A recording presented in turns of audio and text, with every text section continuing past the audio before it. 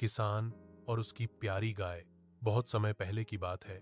एक छोटे से गांव में रामू नाम का एक सीधा सादा किसान रहता था। रामू की दुनिया उसका छोटा सा खेत और एक छोटी सी झोपड़ी थी।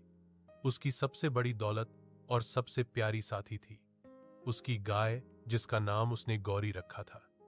गौरी दूध देने वाली एक सुंदर सफेद गाय थी जिसकी आंखें बहुत भोली थीं। रामू गौरी को सिर्फ एक जानवर नहीं बल्कि अपने परिवार का सदस्य मानता था। वह सुबह सबसे पहले उठकर गौरी के पास जाता, प्यार से उसके माथे पर हाथ फेरता और उसे साफ पानी पिलाता। रामू की दिनचर्या गौरी की देखभाल के इर्द गिर्द ही घूमती थी।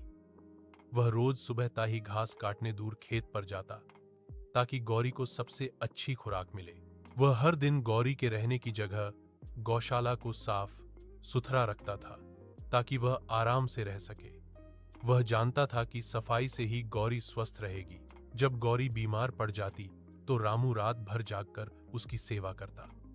वह देसी नुस्खे अपनाता और जरूरत पड़ने पर गांव के वैद्य, जानवर के डॉक्टर को भी बुलाता। गौरी भी रामू से बहुत प्यार करती थी।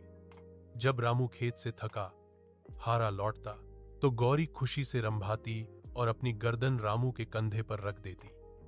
गौरी का मीठा दूध रामू और उसकी पत्नी का सहारा था। वे थोड़ा दूध बेचकर घर का खर्च चलाते और बाकी अपने लिए रखते थे। गौरी का दूध गांव में सबसे शुद्ध माना जाता था। एक बार गांव में भयंकर सूखा पड़ा। घास सूख गई और पानी की कमी हो गई। गांव के कई लोग अपने जानवरों को छोड़कर चले गए क्योंकि वे उनका पेट नहीं भर सकते थे। लेकिन रामू ने हार नहीं मानी। वह अपनी झोपड़ी से दूर नदी किनारे की दलदली जमीन पर जाकर थोड़ा बहुत चारा खोज कर लाता। वह खुद भूखा रह जाता लेकिन गौरी को भरपेट खिलाता। रामू का यह निस्वार्थ प्रेम देखकर गांव वाले हैरान थे। वे रामू से कहते, अरे रामू, इस गाय के लिए इतना कष्ट क्यों? बेच क्यों नहीं देते? रामू मुस्कुराता और कहता, यह केवल गाय नहीं है, यह मेरी दोस्त है। मुसीबत में दोस्त का साथ नहीं छोड़ते। धीरे धीरे बारिश हुई और गांव का संकट टल गया। गौरी स्वस्थ रही और फिर से भरपूर दूध देने लगी। रामू का विश्वास और मेहनत रंग लाई।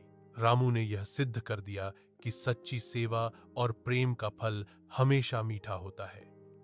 गौरी हमेशा रामू के लिए सिर्फ एक पालतू जानवर नहीं रही, बल्कि उसके जीवन में समृद्धि और खुशी लाने वाली एक देवी के समान थी।